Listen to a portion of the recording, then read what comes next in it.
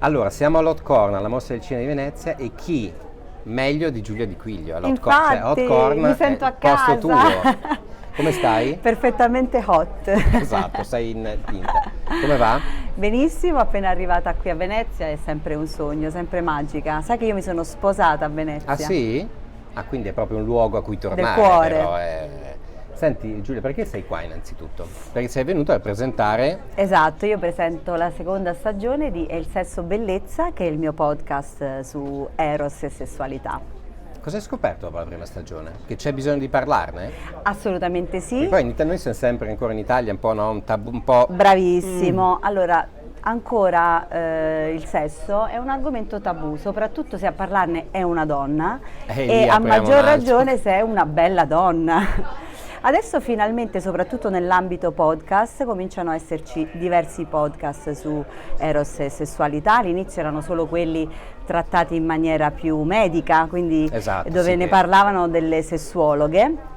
Io ho cercato di abbattere un po' i tabù e di parlare di me, delle mie esperienze personali, quindi facendo una riflessione più ampia poi alla fine sulla condizione femminile, esatto, alla fine perché pensa che io... E tra l'altro, scusa, di questi tempi poi dove ormai in cronaca ogni settimana c'è una notizia, serve, no? Esatto. Come non mai. Anzi, a maggior ragione dobbiamo capire che parlare di sessualità e dare un'educazione alla sessualità serve ai maschietti anche tantissimo, soprattutto ai giovani. Infatti mi auguro che il mio podcast possa arrivare ai giovani. E come ti dicevo, racconto delle mie esperienze, perché essendo anche una performer di burlesque, quindi che lavora con il proprio corpo, ancora oggi mi sento chiedere che ne dice tuo marito del tuo lavoro, come se ancora oggi il corpo della donna appartenesse al marito. Quindi insomma ce n'è veramente bisogno. Però e spero è un po' scoraggiante, quanta strada c'è da fare se nel 2023 il tuo marito cosa chiede? Soprattutto come rispondi. Allora io ho Esatto. sviluppato la risposta perfetta che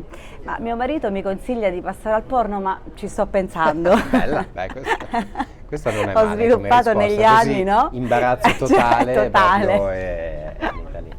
Senti Giulia, il cinema spesso ha affrontato il sesso con film più o meno sexy, dal Postino, ti ricordo Il Postino sono sempre droga con Jack Nicholson e Jessica Lange, fino a Basic Instinct, Lo Scandalo, fino all'ultimo 50 Ma tutti anche i noir degli anni 30 e 40 erano super erotici. Totalmente, sì. La fiamma del peccato, per me è proprio la donna. E poi tra la lì dovevano aggirare i codici esatto. quindi non potevano far vedere. Non si vedeva nulla, eppure erano davvero molto erotici. Forse proprio perché non si vedeva nulla, no? Perché poi quando vedi tutto alla fine è tutto là. Quindi... Poi se vogliamo è un po' come il burlesque, no? Esatto. In realtà non si vede nulla, ma la sensualità è messa in atto attraverso comunque il corpo e le movenze del corpo. Qual è il tuo film preferito?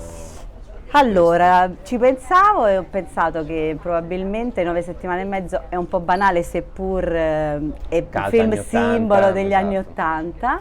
Quindi ti direi Showgirl di Paul Verhoeven, che comunque aveva un erotismo con legato. Elizabeth Banks, bravissima, che tra l'altro fu un flop clamoroso. Esatto, non è uno dei film memorabili, eppure forse quell'estetica, come dicevamo, un po', se non sbaglio quello è 90. Sì, è metà anni 90. Metà anni 90, ma ormai è un'estetica che amo molto, mi piace molto. Poi le Showgirl di Las Vegas, era ambientato a Las Vegas. Esatto.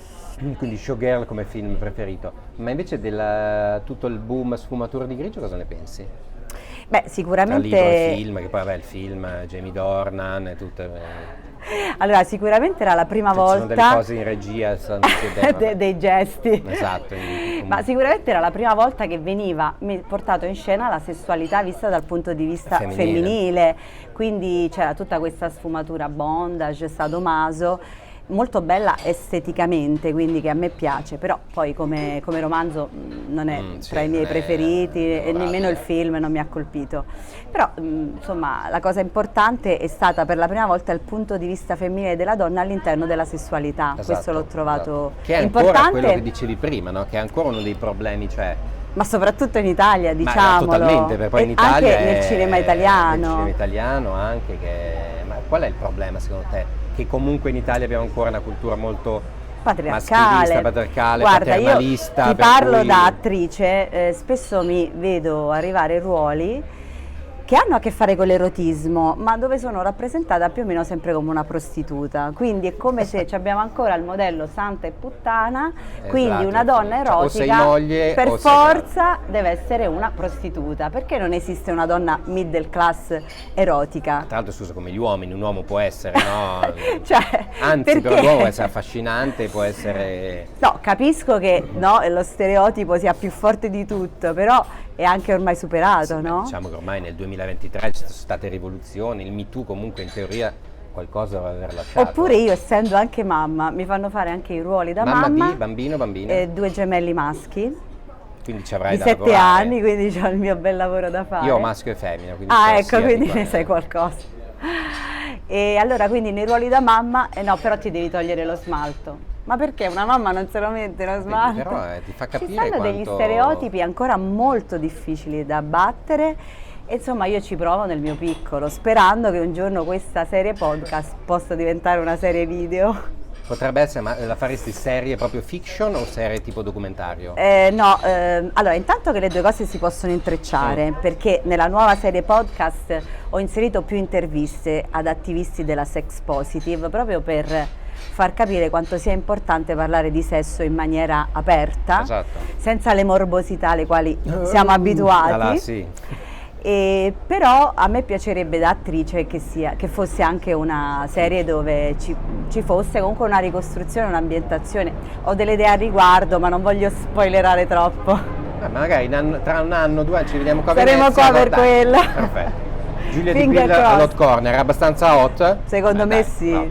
Giulia Di Quiglio, grazie. Grazie.